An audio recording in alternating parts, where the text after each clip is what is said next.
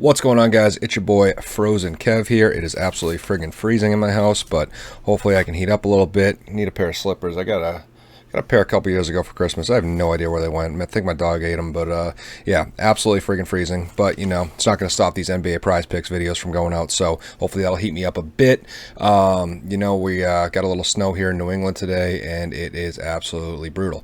But you guys don't care about that. I shouldn't either. So we are going to move on to these NBA Prize Picks. If you are new to Prize Picks, guys, I like to give you guys a breakdown every single time in the beginning of the video. Prize Picks is essentially a daily fantasy sports platform where instead of picking players, you pick overs and unders on the point projections of players. So it's kind of like a parlay in the fact that you can pick 2, 3, or 4, or 5 players and kind of pair that. I also like the fact that you can do it between different sports.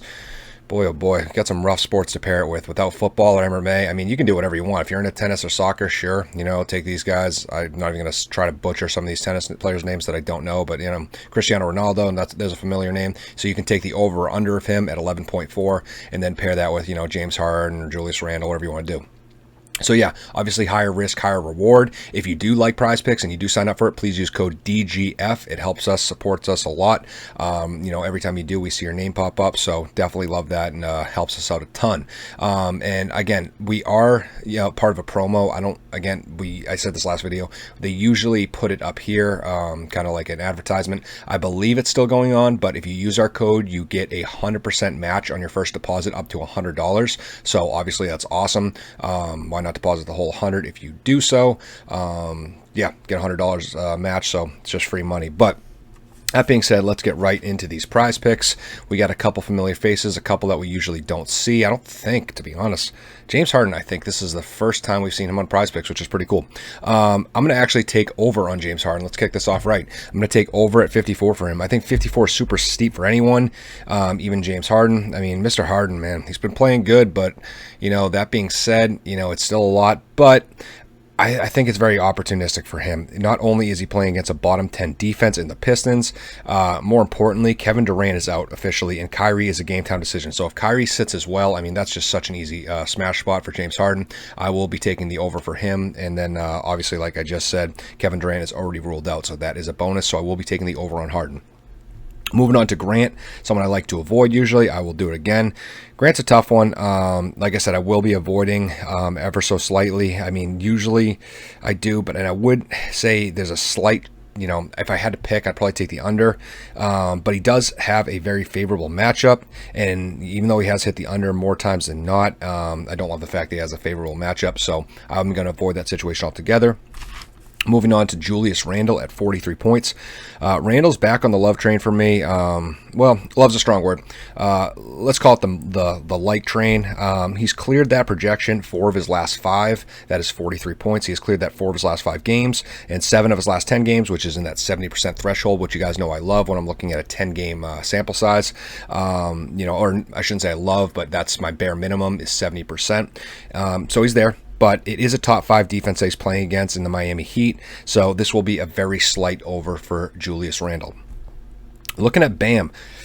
Bam I usually avoid, actually, and I hate taking him, but this will be, you know, I lied when I said this is the slightest over on Randle. This is the slightest over, the very slightest. I hate taking Bam, but he's done enough to give me, you know, a little bit of confidence moving forward here. He's cleared 43 points in 5 of his last 6, which is awesome, but you got to understand those numbers were very close. So in those ones that he cleared, that 43-point mark, it was 43.6, 44, 44, 45, 49. So that is so close. He's dancing around it, but, you know, he's been killing it, so I got to take the slight over there.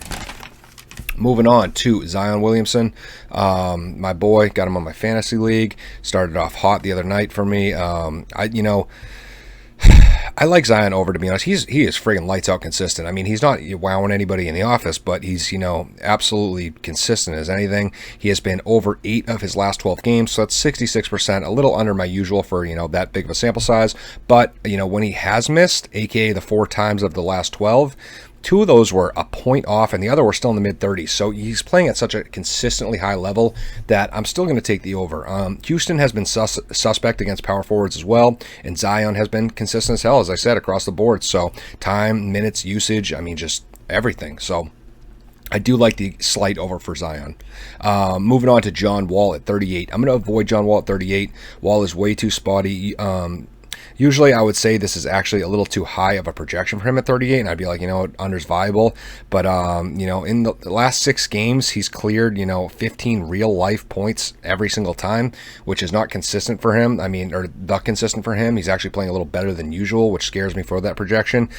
Just for, you know, just an example to let you guys know where I'm coming from. Like I said, cleared 15 real-life points in his last 6 games. His last 6 games prior to that, so, you know, games, whatever, 7 through 12, he only cleared 15 points once in real life. So, you know, that's a big jump. He's actually playing some better basketball, and you know, let's see moving forward how he looks, but I'm going to avoid him for that reason.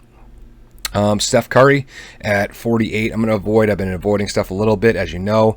It seems he's heating up a little bit. I don't know if it's to the point where we can start taking him. I just need a little bit more of a bigger sample size. He was way too inconsistent for far too long earlier this year, so maybe 1 or 2 more decent games and we can start taking stuff. I'd like to, because when he heats up, he's good. It's just he had such a slump for so long that we just do need to see a little more consistency. Speaking of which, Demar Derozan, same boat. Obviously, not as good of a player, but DeMar, I know he was on the slate last night, and I told you I'm going to avoid him. He's in the same boat as Steph, but he is 1 game away, I think, from me starting to take the over of him if he plays consistently. I think he's actually cleared 38 in 3 games in a row now, so 1 more could really, you know, bring me over for him. He's starting to play some good basketball, so we'll keep an eye on him.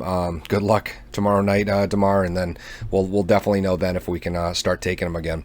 But that's going to do it, guys. Let's give you a quick another rundown. You know, I like to get you in and out fast, just give you guys some good core foundations and, you know, just a good spot to start your lineups. This is, you know, usually the concrete where you start.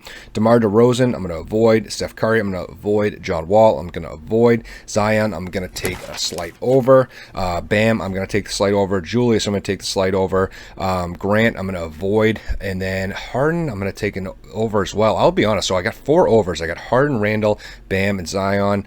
They're all pretty slight. I mean, sometimes you hear some real concrete answers from me.